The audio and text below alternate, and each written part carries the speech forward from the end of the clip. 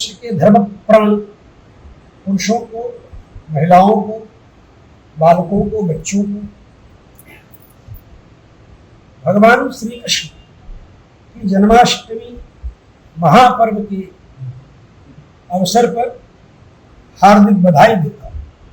भगवान कृष्ण का अवतार लेटेस्ट अवतार है जिनको कि हम आदर्श के रूप में मानते हैं। 24 अवतारों में अपना आदर्श केवल बुद्ध को नहीं मानते, बाकी 23 अवतारों को आदर्श के रूप में हम मानते हैं। बुद्ध को भगवान मानते हैं, ईश्वर मानते हैं, सब मानते हैं, लेकिन उनकी बात इसलिए नहीं मानते हैं क्योंकि उन्होंने वेद की निंदा किया है। तो इसलिए नास्तिकों वेद निंदक, जो वेद निंदक है उसे नास्तिक है। बौद्धों में भी सौत्रांतिक, वैभाषिक, योगाचार, माध्यमिक आदि कई कैटेगराइजेशन, कई विभाग, समझे। तो मैं केवल इतना कहूंगा, प्रसंगांतर होगा, हमारे लिए भगवान कृष्ण लेटेस्ट अवतार। द्वापर में हुए भगवान कृष्ण और कलयुग में कल्कि भगवान भी होने वाले, लेटेस्ट कृष्ण भगवान हुए। और कृष्ण भगवान के आदर्श पर हमें चलना चाहिए, तभी हम भविष्य में भारतवर्ष में कृष्ण जन्माष्टमी दोबारा मना भी पाएंगे, नहीं तो मना ही नहीं सकेंगे अगर भगवान कृष्ण के मार्ग को नहीं चलेंगे। भगवान कृष्ण का मार्ग क्या है? भगवान कृष्ण का मार्ग है कि 16,108 विवाह किया और हर पत्नी से 10-10 पुत्र और 1-1 कन्या को जन्म दिया। बोलो भाई, समझ में आ रही है ना भाई बात हमारी? तो अब इनको आदर्श नहीं मानेंगे, तो इनको हम जब आदर्श नहीं मानेंगे तो 2 या 3 बच्चे होते हैं घर में अच्छे, पहले नारा आया परिवार नियोजन भरपेट भोजन, पहले ये आया, उसके बाद आया नारा 2 या 3 बच्चे होते हैं घर में अच्छी, फिर 3 भी नहीं होना चाहिए, फिर नारा आ गया हम 2 हमारे 2, फिर क्या नारा आ गया हम 2 हमारे 2, उसके बाद हम 2 हमारे 1 हो जाए, लड़का हो या लड़की। बिस्लरी कंपनी जो पानी बेचने वाली बिस्लरी वाटर, उसके एक ही लड़की थी, उसने कहा क्या करना है, लड़का लड़की बराबर है, एक ही लड़की पैदा हुई है, लड़के क्या लेना है, 2 संतान 4 संतान भी नहीं है, लड़की बस सब सब कुछ हो गया, वही पर्याप्त, ये मान लिया। अब उसकी लड़की ने बिजनेस संभालने से मना कर दिया, कहा दिया मैं दूसरा बिजनेस करूंगी, मेरा दूसरा काम है पानी बेचने वाला नहीं। अंत तो बच्चा बिस्लरी को अपनी कंपनी अपनी चीज बेचनी पड़ी, बेच दिया उसे। परिणाम क्या हुआ? इसलिए मैं कह रहा हूं कि यदि आप लोग 4-4, 5-5 बच्चे भी नहीं पैदा करेंगे, शास्त्र तो कहता है 10 कम से कम पैदा करो, 10 पुत्रमाधि,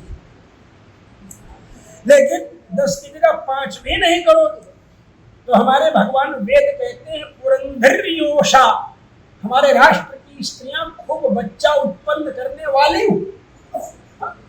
और यहाँ जब अपने शिष्यों को हम कहते हैं 5 संतान पैदा करो, तो शिष्य हमारे बोलते हैं स्वामी जी इनको समझाएंगे, अपनी स्त्री की तरफ इशारा करते कहते हैं इनको समझाएंगे, ये नहीं मानते।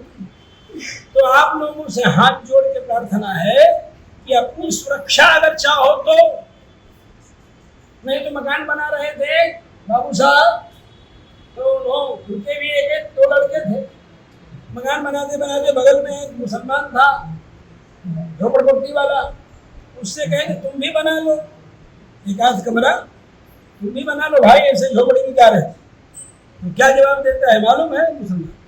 कहता है अरे जो आप बना रहे हैं ये हम ही लोगों के लिए तो बना रहे हैं, आज नहीं तो कल हम ही लोगों का होगा। अरे जो रहेगा वही ना रहेगा, जो रहेगा ही नहीं वो रहेगा। तो आप रहेंगे ही नहीं जब आप ये एक लड़का पैदा कर रहे हैं, कल को कोई एक्सीडेंट में मरेगा, कोई ऐसे मरा, किसी को लड़का ही नहीं पैदा हुआ, आगे वंशज नहीं चला, तो करोगे क्या? तो रहेंगे तो हम ही, और जिसकी संख्या ज्यादा रहेगी जिसकी संख्या ज्यादा रहेगी वही शासन करेगा, क्योंकि जिसकी संख्या ज्यादा होगी उसी का वोट ज्यादा होगा। तो भगवान कृष्ण ने 56 करोड़ यदुवंशियों का नेटवर्क खड़ा किया था। बोलो भाई, 56 करोड़ यदुवंशियों का नेटवर्क खड़ा किया था भगवान ने। उसका परिणाम क्या हुआ? अमेरिका और रूस दोनों उसके साथ भीख मांग, उनके पास भीख मांगे। अमेरिका को माने 2 महाशक्तियां हैं ना दुनिया में इस समय, समझ रहे हो। अब तो चाइना जो है क्रॉस कर रहा है मामलों में, तो इसलिए वो भारत भी क्रॉस कर देगा अगर अपने हिसाब से सरकारें आएंगी तो, नहीं तो हमारा खजाना खाली रहेगा। इसलिए उस समय की दोनों महाशक्तियां कौरव और पांडव, ये दोनों भगवान कृष्ण से जाते हैं युद्ध की सहायता मांगने। और भगवान युद्ध की सहायता मांगने जाते हैं, और भगवान दोनों को सहायता देते हैं। क्या समझे? दोनों को सहायता, दुर्योधन को भी और अर्जुन को जितने सहायता दी।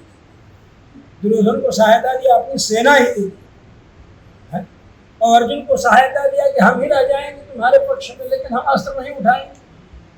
भगवान ने कहा ना कि हम तो अस्त्र नहीं उठाएंगे, कृष्ण भगवान ने कहा अस्त्र नहीं उठाएंगे, और एक तरफ मेरी सेना, एक तरफ मैं।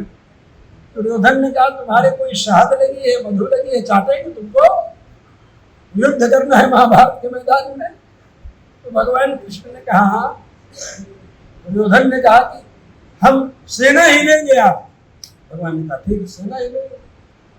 और सेना ले लिया तो विजयी सोचा कि मैं तो बाजी मार लिया। अब अर्जुन झंखर, क्या कहते हैं यहाँ हम लोगों के अध्याय में, अब अर्जुन झक मारे। तो भगवान कृष्ण ने अर्जुन से कहा तुमने हमें क्यों मांगा? अर्जुन ने कहा महाराज आपको हमने इसलिए मांगा कि आप रहेंगे तो हमको बुद्धि देते रहेंगे, और बुद्धि यस्य बलम तस्य निर्बुद्धेस्तु कुतो बलम। जिसके पास बुद्धि है उसी के पास बल है। आपके पास बुद्धि है अगर, तो हमारे पास में लटकता हुआ रिवाल्वर आपके ही काम आ जाएगा। लेकिन बुद्धि हो तब चाणक्य कभी अस्त्र शस्त्र लेकर के नहीं घूमे, लेकिन कभी कोई शत्रु को नहीं, मेरे शत्रुओं में ही भिड़ा दिए, शत्रु भिड़ गए, अपना सुरक्षित निकल करके चले। ऐसी बुद्धि थी चाणक्य। सुना होगा आप लोगों ने, देखा होगा तो पाया होगा। तो बुद्धि से बढ़ करके और कोई अस्त्र शस्त्र नहीं। भगवान कहते भी है गीता में, ददामि बुद्धि योगम तब ये नमाम उपयांति। मैं जाके लाठी डंडा लेकर के गेट कीपर वाला काम नहीं करता हूँ, पहरेदारी, मैं बुद्धियां दे देता हूँ आदमियों को, तो उसी तरह आचरण करता है, उसी तरह बोलता है, समाज में सम्मान का पात्र होता है। अगर कुछ गलत बोल देगा तो उसको जूता पड़ने लगेगा। इसलिए भगवान कहते हैं कि ना हम किसी को मारने जाते हैं, ना किसी को कुछ कहते हैं, बस बुद्धि दे देते हैं उसको, उसी के रास्ते सब ठीक हो जाता है। तो हम भगवान कृष्ण के पद चिन्हों पर चलते। मान लीजिए कल जीत ही जाता दुर्योधन, तो भगवान कहते हैं ना हमारी सेना के बल पर विजय तुमको मिली है, तो सेना हावी हो जाती, सैन्य शासन हो जाता, फिर भी भगवान जो चाहते वही होता। और पांडव अगर जीतते हैं तो पांडव तो भगवान के अनुगत भक्त हैं, शरणागत भक्त हैं। अर्जुन तो मानेंगे ही मानेंगे जो वो कहेंगे।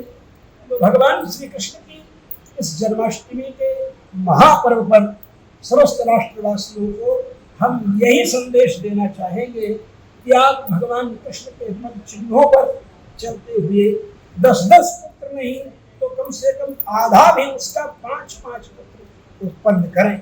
यही आप सब लोगों को भगवान श्री कृष्ण की जन्माष्टमी के अवसर पर मैं प्रार्थना पूर्वक संदेश देता हूँ। बोले श्री नंदनंदन श्री कृष्णचंद्र भगवान की जय।